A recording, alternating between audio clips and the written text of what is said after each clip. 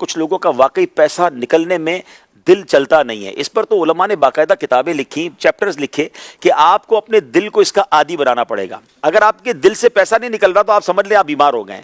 اب اس کا طریقہ یہ لکھا کہ بہت تھوڑے پیسوں سے شروع کریں. زکوٰۃ تو خیر پوری دینی پڑے گی, لیکن پورا سال, یعنی اگر آپ 5 روپے روز کے دینا شروع کر دیں, پھر اس کو 10 روپے کر دیں, پھر اس کو 50 روپے کر دیں, پھر 100 کریں, پھر 500 کریں, پھر 1000 کریں, اور خاص طور پر آپ جو ہے وہ سخاوت کے فضائل پڑھیں اور اس یقین کے ساتھ پڑھیں کہ نبی پاک علیہ الصلوۃ والسلام نے قسم اٹھا کر فرمایا کہ میں اللہ کی قسم کھا کر کہتا ہوں اللہ کی راہ میں خرچ کرنے سے مال کم نہیں ہوتا. تو یہ کنفرم ہے, جو خرچ کرتے ہیں اس کا مال بڑھ رہا ہے. تو پھر آپ بخل کیوں کر رہے ہیں؟ آپ خرچ کریں, آپ کا بڑھے گا. اچھا ایک اور سوال کر لیتا ہوں جس سے آپ کو اور 2-4 والا جواب مل جائے گا.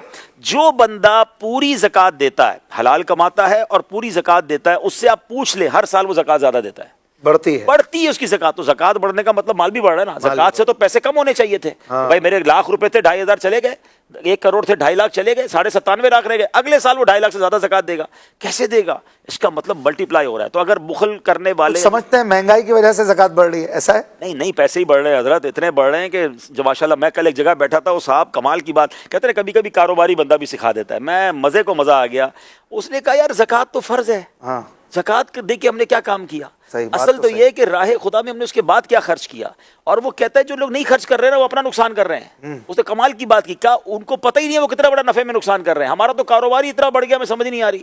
وہ اللہ کی راہ میں بہت خرچ کرتے ہیں, میں ان سے ملا, بہت خرچ کرتے ہیں ماشاءاللہ. میں ملاقات کے بعد نیت کی کہ ہر مہینے ایک مسجد بناؤں گا. اچھا, ہر مہینے ایک مسجد بناؤں گا. سبحان اللہ. وہ مجھے بڑا پیارا بات ہونے کے بولا, جو نہیں دے رہے نا زکوٰۃ, بولے مجھے پیغام دیجیے گا ان کو کہ جو زکوٰۃ نہیں دیتے, اللہ کی راہ میں خرچ نہیں کرتے نا, وہ ان کو پتہ ہی نہیں وہ اپنا کتنا بڑا نقصان کر رہے ہیں. ان کا کاروبار, ان کے مال و دولت میں کتنی برکت آنے والی ہے, ان کی سوچ ہے. یہ وہ تمام چیزیں ہیں جو پتہ چل رہی ہے کہ جو خرچ کر رہا ہے. اور یقین کریں اشفاق بھائی, دعا کریں, آپ بھی کریں, میں اپنے لیے بھی کرتا ہوں, اللہ مجھے اور آپ کو اللہ کی راہ میں خرچ کرنے کا مزہ دے دے. جس کو یہ چاہت لگ گئی ہے نا, جس کو یہ سخاوت کا لطف آ گیا نا, آپ بلیو کریں اس کا مزہ ہی اور ہے. بندہ خرچ بھی کیے جا رہا ہے, انجوائے بھی کیے جا رہا ہے.